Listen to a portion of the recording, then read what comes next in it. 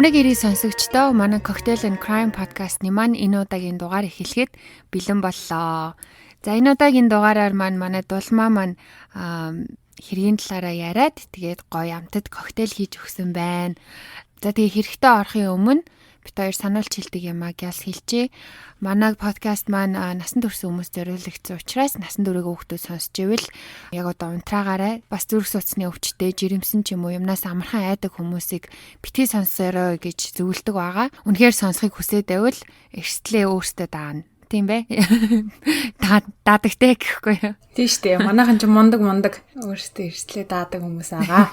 За дулмаа маань энэ амар гоё царайлаг, ямар ч гоё сэргэмээр амттай юм юу нимбэг амтагдсан гоё коктейлийнхаа тухай яриад өгөөч. За өнөөдрийнхөө коктейлоор би Kamikaze коктейлийг сонгосон байгаа. Kamikaze бол ер нь ресторан болгонд байдаг хүм болгоны ер нь мэддэг коктейл гэж бодож байна. Маш амархан. Алкогол нь болохоор арх, нимбэгний жуус, тэгээ triple sec буюу юм байгаа. Жүржийн бас сироп байгаа. Тэгэл бүгдэрийн шейк хийгээл ресторанд байгаа юм шиг мартини гласс хийгээл. Жин угаасаа карантин орд ишээ гарч марж юм гоё коктейл уугаагүй бас гоё стакан хийгээд гоё муучин гоё штэ. Тийштэй. Угаасаа одоо гэртээ харагдсан хүмүүсээ хаашаач орох уу? Гэртээ л ингэ сууж байхаас гэж. Галтаагондоо энийгээ орд сэгсэрч хийжээл тэгэл том өрөөндөө ороод зурагтныхаа өмнө суух юм дөө. За окей. Өнөөдрийн хэрэгээр хэнийг ярих гэж байна? Өнөөдөр хэрэгөө нэг охины тухай ярих гэж байгаа. За. Энэ би уг нь шал өөр хэрэг бэлтжижсэн байхгүй. Тэгсэн чинь бас өнгөрсөн 7 хоногт ярьсан Bella Guzman-ыг яриад жоохон inspiration аваад энэ охины тухайар ярихаар боллоо. Энэ хэрэг нь болохоор Канад улсад болсон хэрэг байгаа. Хэргийн эзэн Хингэргийн дохиур нь болохоор Jennifer Pan гэдэг охин байгаа. Манайхан бас сонсч илээсэн бах тий. Jennifer Pan 1986 оны 6 сарын 17-нд төрсөн Хятад Вьетнам гаралтай охин байгаа. Тэр ээж аав эрэгтэй дүүтэйгээ Торонто хотын Markham гэх дүүрэгт амьдардаг байсан. Түүний ээж нь болохоор Big Ha болон эцэг нь Han Pan нь Вьетнамын дайны үеэр улс орны орогнол журмаар Канад улс руу цагаачлан ирж суурьсан байдаг. Ээж аав хоёр нь хоёулаа 70-ад онд тусдаа Канадад цагаачлалд ирсний дараа танилцсан. Танилцаад гэр бүл болоод ээж аав хоёр нь болохоор машины эд анги үйлдвэрлэдэг, үйлдвэрт ажилладаг ажилчин гэр бүл болсон байгаа. Тэгээ хоёулаа ер нь бол Вьетнамд байхдаа ядуу буурай дайнд дажинтай орноос ирсэн тул хоёр хүүхдээ боловсралтай тий юугаарч дутаахгүй өсөхийн төлөө маш их ажилладаг байсан юм байлээ. Хуруу хумсаа хуглан шаргуу ажиллаж хөрөмөнгө цуглуулсныхаа эцэс тэд Торонто хотын Markham гэдэг дүүрэгт нэлээд томд тооцогдох тийм хоёр машин ордог тийм гаражтай том хаустай болсон. Ер нь бол шаргуу ажилласныхаа эцэс тий том хаустай, хоёулаа мундаг машинтай, ээж нь Lexus ES 300 марк, аав нь болохоор Mercedes-Benz C-Class ундаг байсан хоёул. Тэгээд хоёулаа хадгаламжиндаа нийлээд $200,000 хадгаламжтай байсан. Иймэрхүү байдал нь тэр хоёрыг ер нь хэр их хөдөлмөрлснийг илэрхийлэх баг. За тэгээд ер нь хоёулаа хүүхдүүдийнхаа ирээдүйд маш их анхаардаг байсан. Хичээлээсээ гадна маш олон дугуулan секцэнд явуулдаг байсан юм билэ. Jennifer-ыг 4 настайгаас нь эхлэн төгөлдөр хуур болон уран гулгалтаар хичээлдэж эхэлсэн байгаа. Тэгээ уран гулгалтаараа ер нь бол мундаг байсан юм билэ Jennifer. Лан амжилт гарган бүр өвлийн олимпиад явах хүртэл тийм бэлтгэл хийж исэн юм билэ. Oh wow. Харин тийм ер нь нэлээд авьяастай байсан. Гэвч харамсалтай нь 14 настайдаа өвдгөндөө гэмтэл авснаас болж уран гулгалтаар хичээлэх боломжгүй болсон байгаа охин. Ахлах сургуулийнхаа хөгжмийн хамтлагт хүртэл лимб тоглодог. Ер нь сургууль болон сургуулиас гадна дугуулan секцэнд явдаг тийм завгүй нэгэн байсан байгаа. Хоёр хүүхдийнхаа боловсролт болон ирээдүйд хамгийн их оролцож нихууртаа ханддаг байсан нь түүний эцэг Han Pan байгаа. Тэгээ ер нь бол давтлах хичээл тэгээл бэлтгэлгээд бүх газарт ээж аав нь хоёулаа хамтдаа хүргэж өгдөг, хурж ирж авдаг. Хичээл номноос нь ингээ сатааруулж ирээдүйд нь ингээ боловсрол эзэмшгэд нь садаа болно гэдэг үндэслэлтэйгээр Jennifer-ыг ер нь гадуур дотор гаргадаггүй, эрэгтэй хүүхдээ үерхэх байтугай бүр найзынд нь ч хонолдгүй байсан байгаа. Энэ байдлаасаа болоод ахлах сургуулийнхаа төгсөлтийн үдшилтэд хүртэл Jennifer явж чаддаггүй. За тэгээд энэхүү одоо дарангуйлалч гэх юм уу, хүмүүжүүлэх арга барилч гэх юм уу, энэ байдал нь түүнийг насанд хүртэл нь үргэлжилсээр байсан. Тэгээ ээж аавын шахалтаар хичээл номоо их хийдэг байсан ч Jennifer нь тийм онц сайн сурлагатай байгаагүй юм бэлээ. Тэгээ ер нь бол дунджаар эх орны алтан гурав сурагч байсан. Тэгээ тийм болохоор тэр байдлаа ээж аваасаа айн нуун дарагдуулж сурлагын бүр дүнгийнхаа хүснэгтийг хүртэл хуурамчаар өөрөө принтлж гаргаж ирдэг байсан гэж байгаа байхгүй юу. Тэгээ ахлах сургуулаа төгсөх жилдээ тооны хичээлдээ унан диплом авч чадаагүй учраас их сургуульд орох боломжгүй болсон. Тэгээ шаардлага өндөртэй ээж аваасаа айн тэдэнд худлаа ярих болсон байгаа Jennifer. Хэлэх бүх юм зүгээр те их сургуульд орцсон одоо ингээ хичээлдээ явж ийн гэх мэтээр ингээ жүжиглэж эхэлсэн байгаа. Яг үнэндээ хичээлдээ явлаа гэж худлаараа явцдаг. Тэгээ тэр үедээ юу хийдэг байсан бэ гэхээр хуваараа төгөлдөр хуур заанга ресторан зөөгч хийдэг байсан байгаа байхгүй юу. За тэгээд энэхүү жүжиглэлтэн дамжран тэр ээж аавда Торонтогийн их сургуульд эм зүвчээр сурах саналыг хүлээн аваа зогсохгүй 100% бүрэн тэтгэлэг хүртэл авсан гэж хэлсэн байдаг. Тэгээ энэ байдлаа бүр ихтгүүлэхийн тулд сурах бичиг, ном хүртэл худалдан авч тэгээ энэ зүйтэй холбоотой тэмдэглэл дэвтэр хүртэл хөдөлдөг байсан гэж байгаа. За тэгээд хичээлийнхаа өдрүүддээ сургуультайгаа ойрхон бай гэдэг нэрийдлэр ээж аваасаа найзындаа байх зөвшөөрөл авсан байдаг. Ээж аав нь ийшин тийш нь гаргадаггүй, найзынд нь чонуулдаггүй байсан хүмүүс те. Одоо худлаач гэсэндээ их сургуульд орсон байх үед нь гарч орж болохгүй гэж хэлжсэн ч гэсэндээ хичээлтэй ойрхон явхад амархан гэдэг нэрийдлэр зөвшөөрөл авч чадсан байдیں۔ Тэр найз нь яг үнэндээ болохоор түүнтэй үерхэж байсан Danielle Wong гэдэг залуу байсан. Тэр хоёр болохоор ахлах сургууль танилцж байсан бөгөөд сүүлд хэрэг илэрхэд үерхэд нилээдгүй хугацаа өнгөрсөн нь илэрдэг. Нууцаар ээж аавынхаа ар хуургаар бас уулздаг байсан юм билээ. Тэгээ тэр залуу нь болохоор бас тогтсон ажилгүй, бас хар тамхи наймаалдаг залуу байсан, жоохон бүтэхгүй. Тэгээд Jennifer ээж аав хоёрын хараанаас хол цагийг өнгөрөөхийн тулд тэр хүүхдийн эмнэлэгт сайн дураараа ажиллах болсон гэж гэр бүлдээ хэлсэн байдаг. Тэгсэн хэдий ч ээж аав хоёр нь Jennifer-ийг төд удалгүйс хичиглэж эхэлсэн.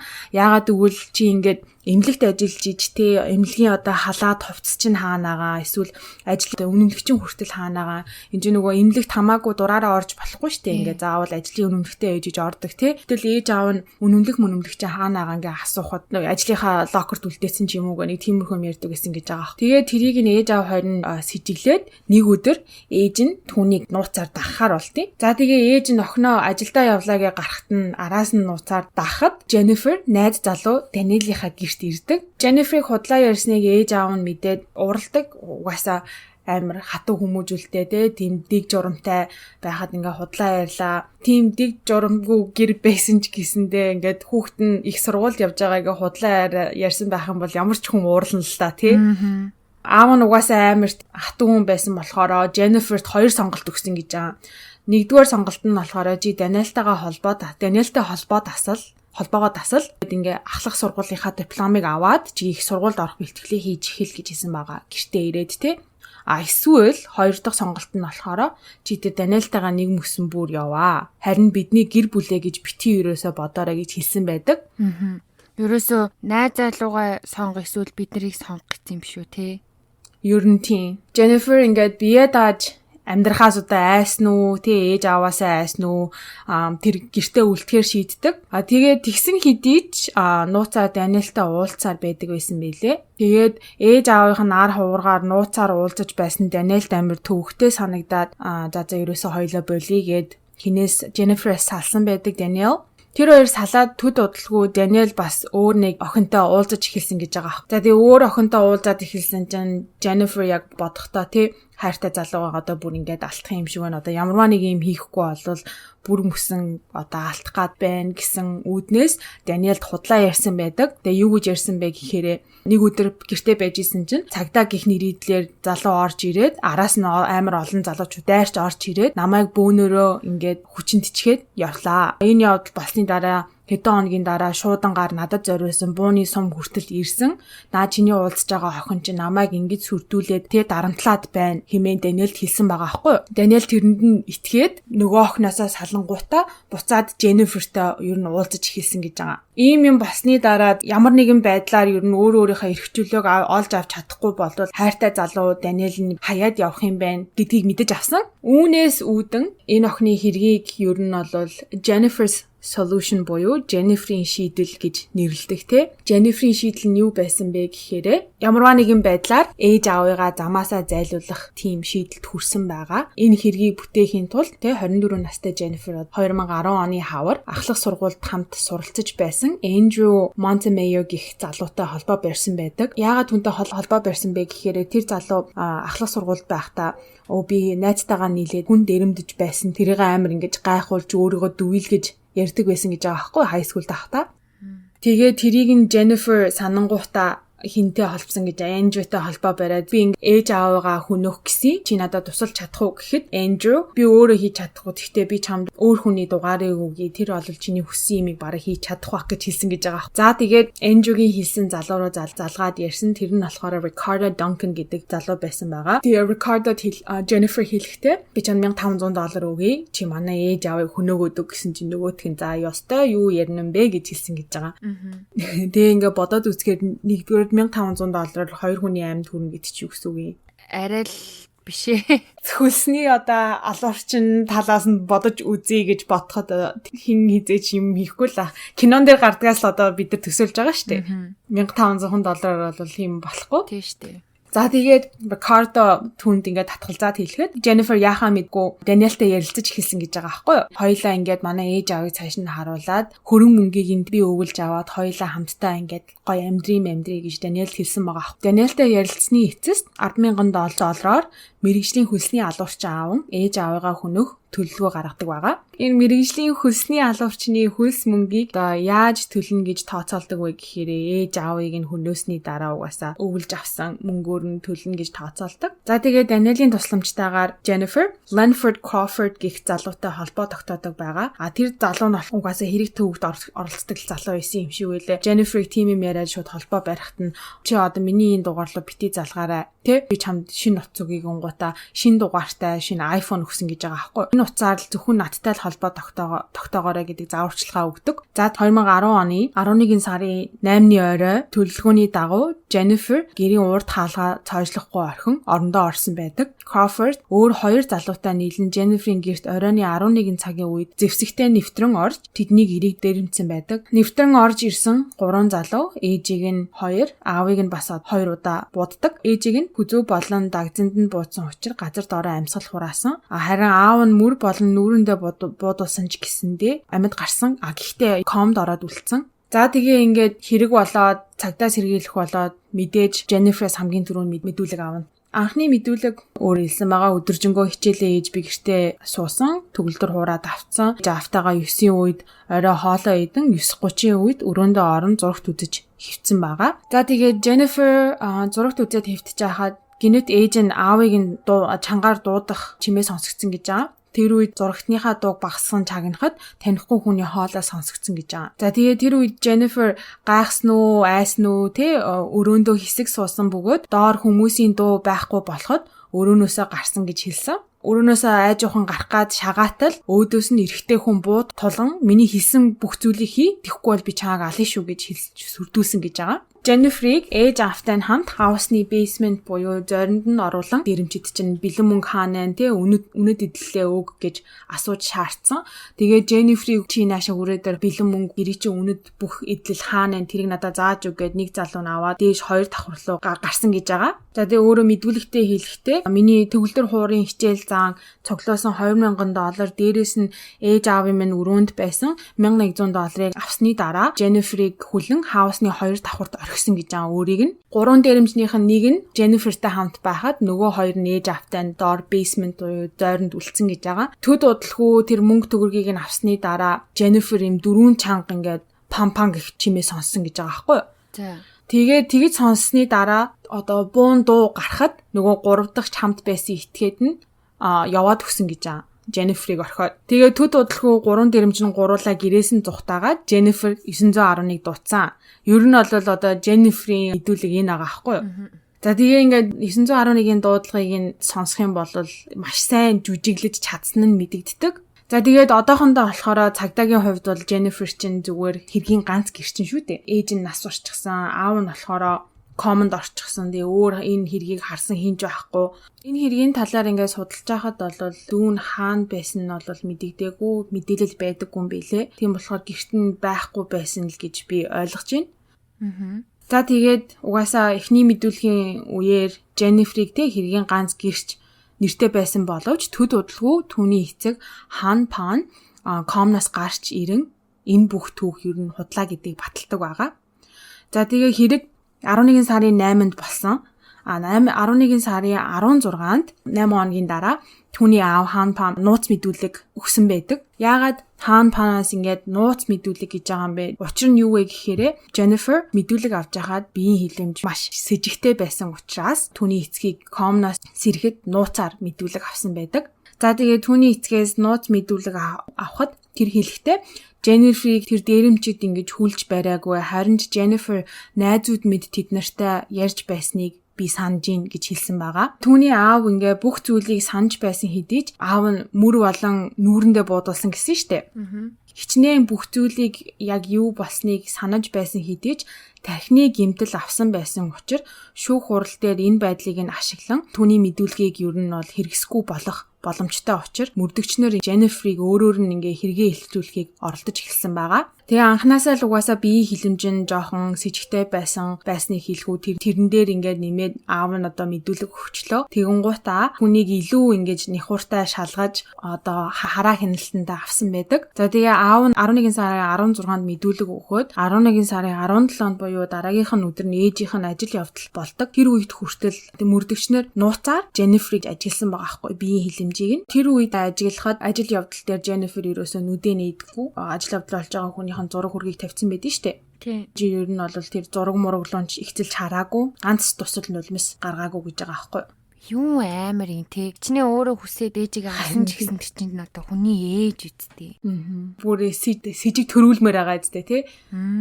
Ер нь бол хэрэгт 3 хэрэгтэн байгаа гэдг нь бол ойлгомжтой. Яагаад гэвэл тэдний хөршийн камерт бичигдсэн байсан. Тийм болохоор ямар ч байсан 3 дээрэмчин байсан бол үнэн. Гэхдээ тэр 3 дээрэм хийх гэж орж ирээгүй. Ээж аавыг нь хөнөөх гэж орсон байна. Энийг бол Jennifer сэтлийг гаргасан, төлөлгөө гаргасан гэдэг үүднээс Jennifer-ийг сэжиглэж хамгийн сүүлийн удаа мэдүүлэг авна гэд 11 сарын 22-нд 3 дахь удаага мэдүүлэг авсан байдаг. За тэгээд энэ удаад мэдүүлэг авахдаа ер нь бол хэргийн зүг хандлага бол өөрчлөгдсөн шүү дээ. Одоо Jennifer л одоо нэг гэсэндээ тулгана гэсэн тийм арга барилаар үздэг байгаа. Тэдний хэрэгэлсэн арга барил нь болохоор илүү сэтгэл зүйн дайралт хийх маягаар мэдүүлэг авдаг. За энэ удаад 3 дахь удаага түүнээс мэдүүлэг авахдаа зүгээр нэг мөрдөн байцаагч байгаагүй. Харин тусгай биеийн хилэмж сайн уншдаг, мэддэг, сэтгэл зүгээр тийм суралцсан мэрэгжилтэн авчирч түүнээс мэдүүлэг авсан байгаа. Тэр мөрдөгчийн хэрэгэлсэн арга барил нь болохоор эхлээд түүний сонирхол, хичээл, ном, чиний дуртай зүйл чинь юу вэ гэдэг ер нь бол нэг осондоо Jennifer-ийн хувь хүнтэй одоо танилцж эхэлсэн байгаа мэдүүлгийг нэг осондоо бас ингээд нөхөрсөг байдлыг үүсгдэг. Тэгээд явсараагаар гэр бүл найз нөхдийн тухай асуусан. Тэр үед асуухад угаасаа Jennifer хэлэхдээ бараг одоо найз нөхч байхгүй, манай ээж аав ийм тийм гэж ер нь бол гэр бүлийн уур амьсгалын талаар ярьж эхэлж байгаа. Гэр бүлийн уур амьсгал тиймэрхүү байсныг мөрдөгч мэдээд ер нь ээж аавыг нь хэр байсныг асууж түүнийг одоо би чамайг ойлгож гин, би чамайг өрөвдөж гин одоо угаасаа ээж аав ингээд шаардлага өндөртэй байх хэцүү гэдгийг би сайн ойлгож гин гэх мэтэр одоо түүний итгэлийг олж авдаг. Ийм байдлаараа түүнийг одоо хичээлийн дүнгээ нуудаг байсан, худлаа ярьдаг байсан. Тэгээ бас их сургууль худлаа ярьж яагаад явсан гэх мэдээллийг олж авсан. Тиймэрхүү мэдээлэл олж аваад ер нь жоохон Jennifer чинь тэр мөрдөгчд итгээд дасаад эхэлж байгаа штэ. Яриан сулраад эхлэн гут гэж ингээ асуусан байгаа байхгүй. Яагаад тэр 3 дэрэмчин орж ирчээ ээж аавыг чинь хүнөөчөө чамааг амьд гаргасан юм бэ?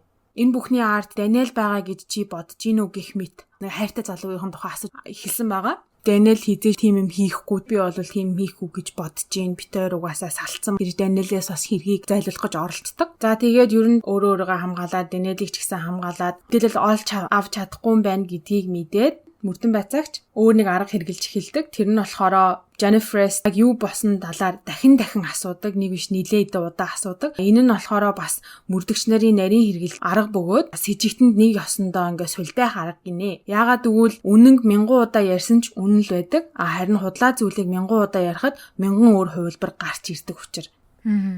Тэгээ нөгөө Jennifer чинь дахиад яг яасан те тэр хүмүүс орж ирээд чи яг яаж өрөөнөөсөө гарсан, хизээ өрөөнөөсөө гарсан, өрөөндөө юу хийжсэн гэ тэгэнгүүт нэг яриан жоохон ингээд доголдолтой болж эхэлсэн байдаг. Jennifer сүулдэ бүр аргаа бариад дахиад би надаар яриулах гээд байгаа юм уу? Би танд бүх юмаа хэлээ үсттэй.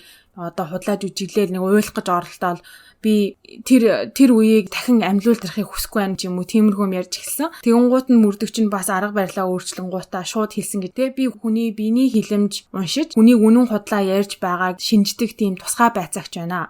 Би чамайг надад бүх үннээ хэлээгүй гэдгийг чинь мэдэж байна. Гэхдээ би чамайг ойлгож гин. Ээж аав чинь чамайг хүмүүжүүлэх арга барил нь буруу байсан. Нэг осондоо чамайг болол ингэж дарамтлагдаг байсан гэдгийг би ойлгож гин. Чи тэр ингээд дээрэмдэж орж ирсэн хүмүүсийг хамгаалаад авах шаардлага байхгүй. Гэхдээ чи хамгийн гол нь чи өөрөө надад үннээ хэлэх хэрэгтэй. Тэгжиж би чамайг хамгаалж би чамд тусалж чаднаа. Одоо нэг осондоо хэргийг шууд тулгаж эхэлж байгаа байхгүй Jennifer. 3 цаг гарам байцаасны эцэст охин асууж байгаа байхгүй. What happens to me? Надад юу тохиолдох вэ? Одоо хэрвээ би үннээ хэлвэл надад юу тохиолдох вэ гэдэг утгаар асууж байгаа. Тэгээ төд удалгүй уйлан Jennifer хэлэхдээ зөвхөн намайг л хөнөөх ёстой байсан гэж хэлдэг. Байцаагч нь гайхаад чи яагаад юу гэсэн үг вэ? Зөвхөн чамайг хөнөөх ёстой байсан гэдэг чинь юу гэсэн үг вэ гэхээр би урд нь амиа хорлох гэж оролцсон боловч бүтлгүүцэн. Гэхдээ би энэ удаад өөр хүн намайг хөнөөх юм бол би тэр чигтээ явж чадна гэж би бодсон. Би өөхөх хүссэн болохоор мэрэгжлийн алуурчтай холбоо бариад чи манай гэрт дайрч орж ирээд зөвхөн намайг ээж аавын минь нүрэн дээр хөнөөчөөд тэгээд яв гэсэн байгаа. Тэгсэн чинь байцаагч нь одоо худлаа яриха болоо. Чи ээж аваагаа хөнөө гэж хэлсэн үнэн үү? Миний харахаар бол хинч өөрийгөө хөнөөхийн тулд ийм бүр төлөвлөгөө гаргаж амиа хорлохгүй. Тэгээд дээрэс нь ямар ч дүнхүү хөлсний алуурчин байсан байла андуурч хүнийг хөнөөхгүй. Чи өөрөө холбоо барьж намайг хөнөө гэж хэлсэн бэжиж яагаад орж ирэнгуудаа шаал ондоо хоёр өөр хүний хөнөөчөд ингэж явах юм бэ? Тэгээ тийм болохоор чи одоо үннээ хэлээ гэсэн чинь Jennifer ингээд таг дугаалцдаг. Хэдүүлгээр Jennifer 100% хэрэгээ хүлээдэг гүч гэсэндээ шүүх хуралд ашиглах хангалттай эд мөрийн баримт болсон байдаг. За тэгээд ер нь бол хэд хэдэн удаа түүнээс мэдүүлэг авч энэ авсан бүх мэдүүлэг нь камерт бичигдсэн. Тэр мэдүүлгийг мөрдөн байцаагч нар үзэж биеийн хилэмжийг нь судалсны эцэст түүний эсрэг ер нь хэрэг үүсгэх боломжтой гэж үзээд хэрэг үүсгээд баривчилж авсан байдаг. Би ясаар болохоор 2014 оны хэрэг болснаас 4 жилийн дараа Jennifer-ийн шүүх хурал эхэлсэн. Тэр 4 жилийн хугацаанд мөрдөнгийн багийнхан нотлох баримт цуглуулсан байдаг. Тэр цугларсан нотлох баримтын дунд хэрэг болохоос 6 цагийн өмнөөс Daniel Jennifer хоёрын хооронд харьцсан 116 ширхэг мессежүүд илэрдэг байгаа. Тэр мессежийн дунд нь одоо энэ хэргийг яаж үлдэх талаар төлөвлөгөөг детальчлан ярин харьцсан байдсан байлээ.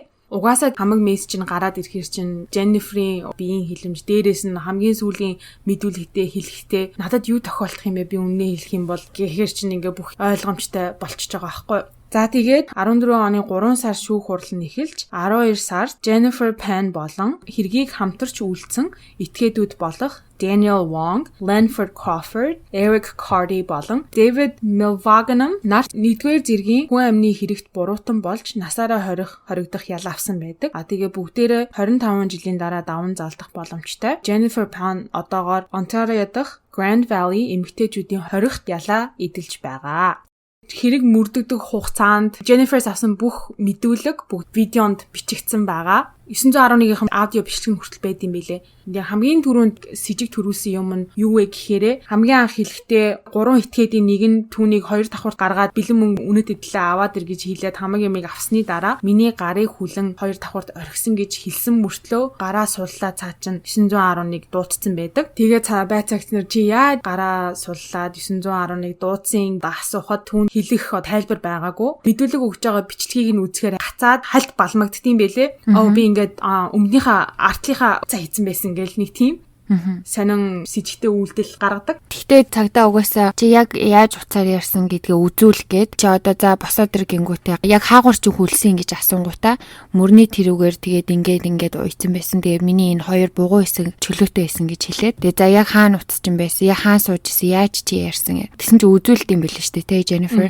Яг ингэж аваад ингэж эргэж хараад би ингэж дуудлага өгсөн. Тэгсэн чинь одоо чихнээс нь утсан амар хол байгаа байхгүй юу? Тэгсэн чинь чи яаж тэр диспатчерийн үгийг сонссон гэж би ингээ спикер дээр хамаг чанга дээр ингээ тавьж байгаа сонссон гэж хэлдэм бэлээ. Тэгэнгүүт нөгөөх нь жоохон хальт үнэмшилтэй. Тэгтэл ер нь ингээ бичлэгийг үзээд ахаар амар худлаа ярьж байгаа нь улаан цамын тэгдэл байгаа юм шиг санагдаад. Эсвэл би бүх бичлэгийг нь үзэхээс өмнө худлаа ярьсан гэдгийг нь мэдчихэд үзсэн болохоор зүгээр тиймнүүдээр харагдаад байсан байж магадгүй тий. Гэтэ мөрдөн байцааж исэн цагдаа дараа нь хэлсэн бидэн штэ. Одоо бүхэл бүтэн ээж нь нас орсон, аав нь комд орсон бахад хэрвээ үнэхээр Jennifer өөрөө тэр хэрэгт холбоогүй болвол одоо миний аав яасан, миний ээж яасан одоо би танарт яаж туслах вэ? Тэр хүмүүс яаж болох вэ? Ийм хүмүүсээс ингээд нэг хүн чинь тэгнээд тэгсэн чинь Jennifer ингээд асуусан асуултны хариулсан болчоол тэгэнгүүтээ өөрийнх нь тухай амар асууадсэн гэж хэлж исэн. Би одоо ер нь яачих вэ? Одоо би яана гэсэн үг үү? Яах уу, мах уу гэж амар асуусан юм байлээ. Надад юу тохиолдох вэ л гээл тий. Асуугаад өөртөө л амар санаа зовсон. Тэр нь амар сэжигтэй байсан гэж ярьж исэн тий.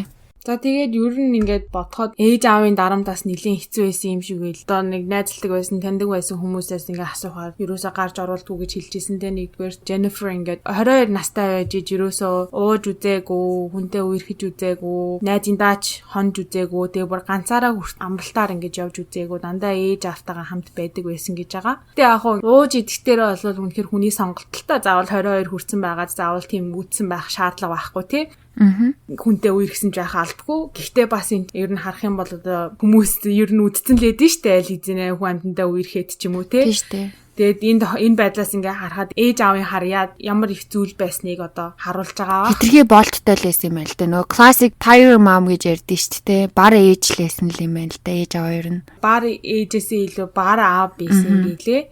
Тэгээд угаасаа одоо өсвөр насны хүүхэд чинь зөндөө олон юм хийж үзмээр хахад хитрхи их боогдуулаад ахаар тэгээд ингэж байгаа шүү дээ. Тэгээ бүр юу яа Jennifer-ийн машиных нь километрийг нь хүртэл тооцдог байсан гэсэн. За арай дэндүү юм те. Тэр өөр арай дэндүү байгаа үсттэй. Бид нар ч гэсэн өсвөр насндаа бол ээж аавдаа худлаа ярьж үзээгүй хүн байхгүй гэж бодож байна. Яг уу тэрийг бол дэмжиж байгаа биш л те. Гэхдээ бид нар ч гэсэндээ гимгүү нэг худлаа ярьдаг үе дээ шүү дээ. Тийм бол байж исэн бах. Гэтэл Jennifer ээж аав нь машины километрийг нь хүртэл бүр ингээд тооцно гэдэг амар санагдчихэв надаа. Тий, одоо тэгэл хүүхдээ хит боож эрхчлөөнд нь хит халтахаар одоо тэгэл ийм юм болж байгаа шүү дээ. Манай монголчууд бол нэг гайгүй л ахaltaа ихвчлэн хятадууд ч юм уу ер нь Азууд нэг иймэрхүү чанга гараар хүүхдээ өсгөх гээд байдэн шүү дээ. То манайхан бол гайгүй л ах гэж найдаж байна.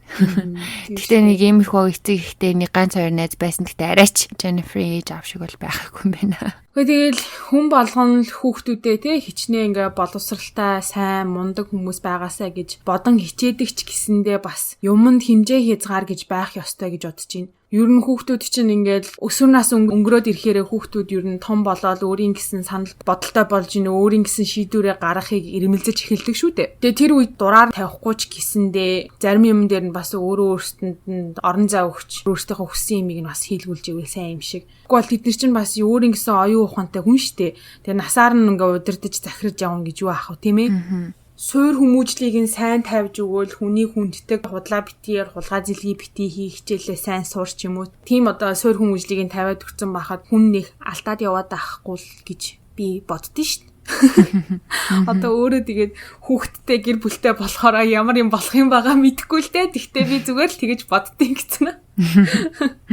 Тэгээ одоо бүхэл бүтэн 20 гарсан хүн байж ич найз залуугаа дагаад хойлоо зүгтаагаад өөр хот мотод амьдраад эхэлчихээр эхний үедээ хэцүү байх ч гэсэн тэгэл нэг хэдэн жилээс ээж аав нь тэгэл хүлэн зөвшөөрөл эвлэрээл ирнэ штэ. Ээж аав нь юу н яавал гэжтэй тэгээ уурлан л бодхоор тэгээ зүгтаач чадахгүй байсныг бодвол бас л бүр хар багасаа нөгөө ээж аавсаа үнэхээр айдаг байсан болохоор алхаас өөр аргагүй гэсэн бодол байсан юм бах та. Сони тэгээ яагаад зүгээр зүгтаач байгаа юм бол эсвэл бас ээж аавхан мөнгө төгрөнд болсон юм болов. Хоёулынгийнх нь урд нь ярьж исэн хэрэгүүд ер нь бол их одоо хэрэг үлдсэн хүмүүс багтаа ямарваа нэгэн байдлаар дарамтлал амссан байдаг. Нэг бол бэлгийн хүчирхийлэл ч юм уу эсвэл ямарваа нэгэн дарамт хүчирхийлэл. Тэгээ яг хуу энэ тохиолдолд Jennifer-ийг одоо бэлгийн ч юм уу тиймэрхүү хүчирхийлэлд оруулаагүй ч гэсэндээ бас Jennifer-ийг 18 нас хүрлээ гэдэг чинь насанд хүрсэн тоодогдсон шүү дээ. Нэг осондоо насанд хүрсэн хүнийг ингэж сэтгэл зүйн дарамтанд оруулж гэрт нь хорж тэ гадагшаа дотгошоож явж чадахгүй машиных нь километрийг нь хүртэл ингэж тооцно гэдэг нь бол бас нэгэн дарамт гэж би бодож байна. Тиймэрхүү байдлаасаа болол угаасаа Jennifer дэлбэрсэн бах.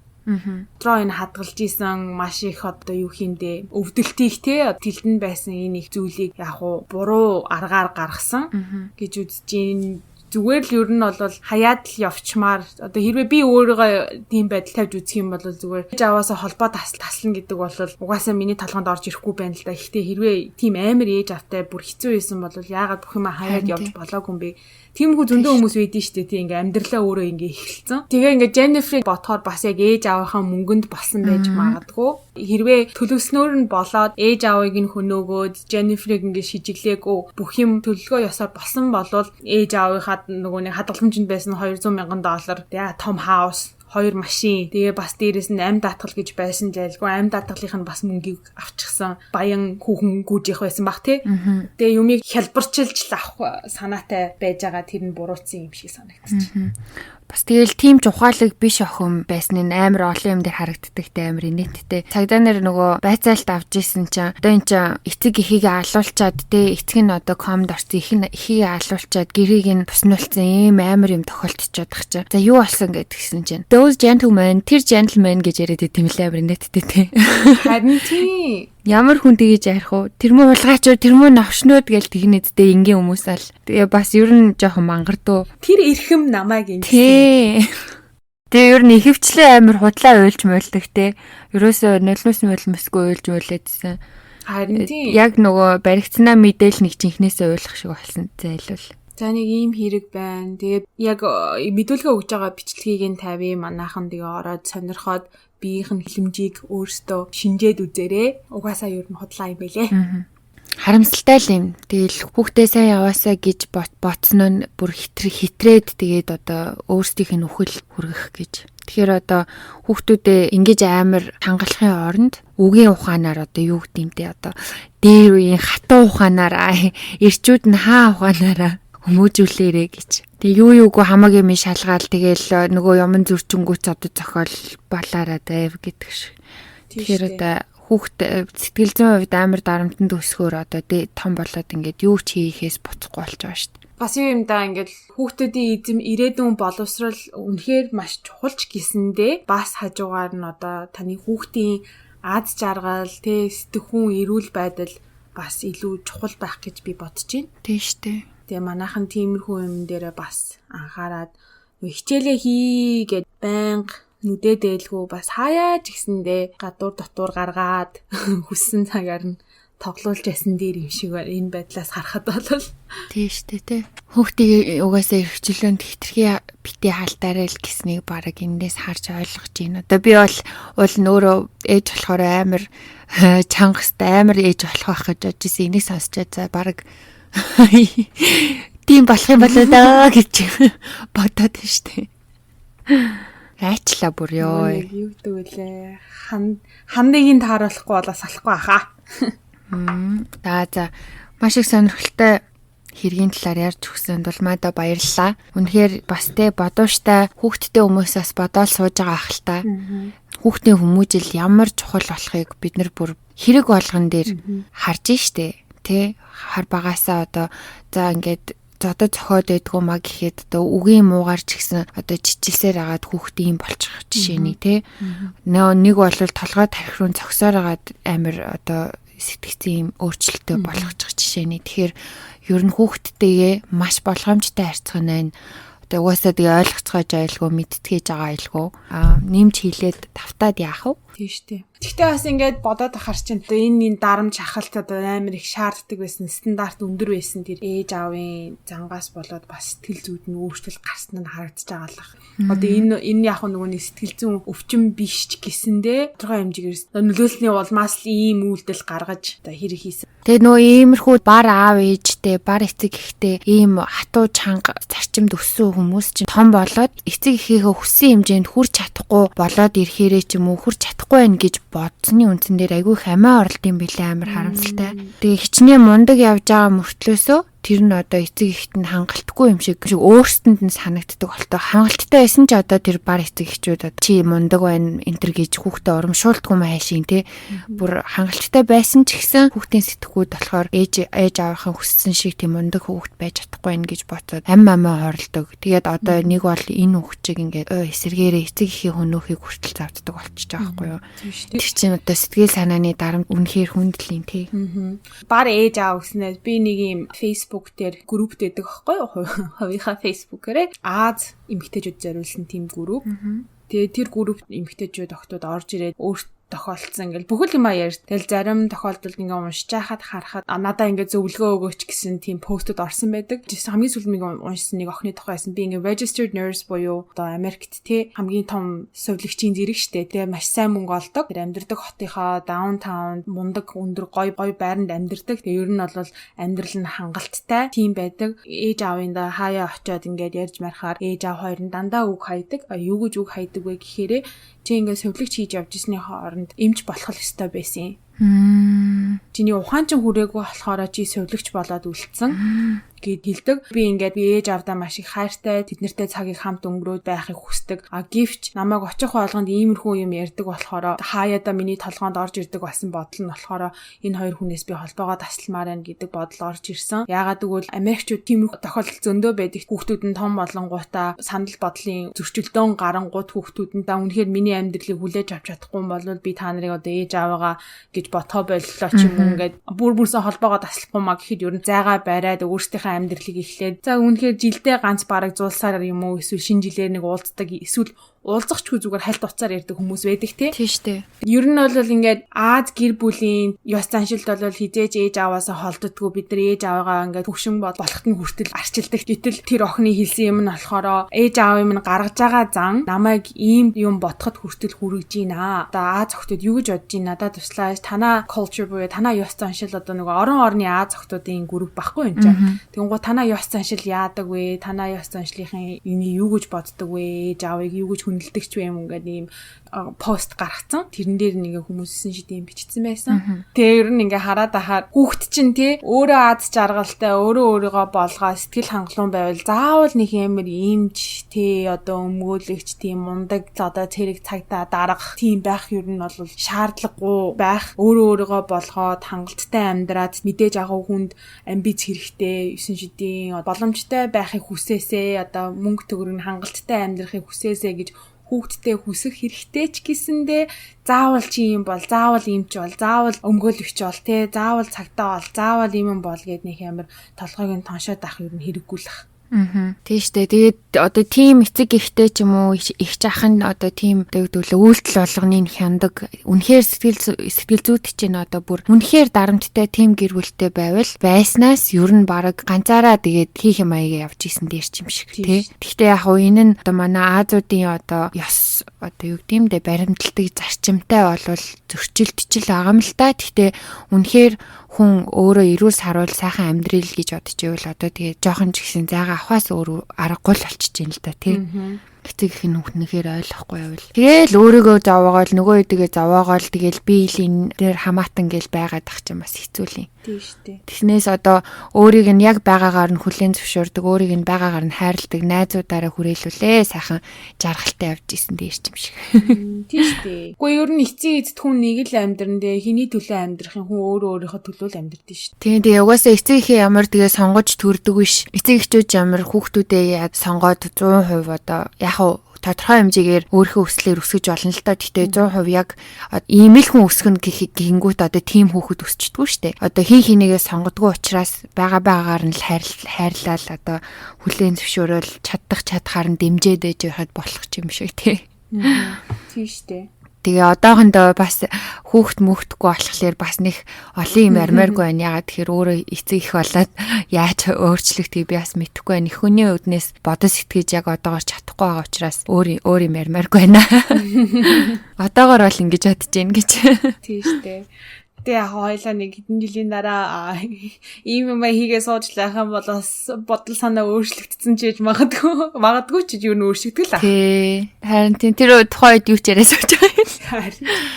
Сонирхолтой юм. За тэгээд ер нь бол базаад одоо ойлгоход одоо бүх юмны л тунгийн л тааруулах нь тэгэл одоо эцэг их үр хөвгтэй байгаагаар нь сайхан хайрлаад түлхэж олон дэмжиж олон. Гэхдээ хитрхи их ингээд бүр алхам тутмын хараад алхам тутмын шүүмжлээд байж бас болохгүй нэ шүү те. За баярлалаа Дулмаа. Үнэхээр сайхан олон юм бодогдуулсан дугаар боллоо. Тэгээд манайхан ч гэсэн дороо их юм бодож байгаа ах гэж бодож байна. Тэгээд хэрвээ сонсогчд маань бид хоёрын подкаст таалагддаг бол лайка дараад таалагддаг бол дизлайк дардаг гэсэн үү те. Ямар ч байсан өөрсдөө илэрхийлээрэ гэж бид хоёр гуйдаг байгаа.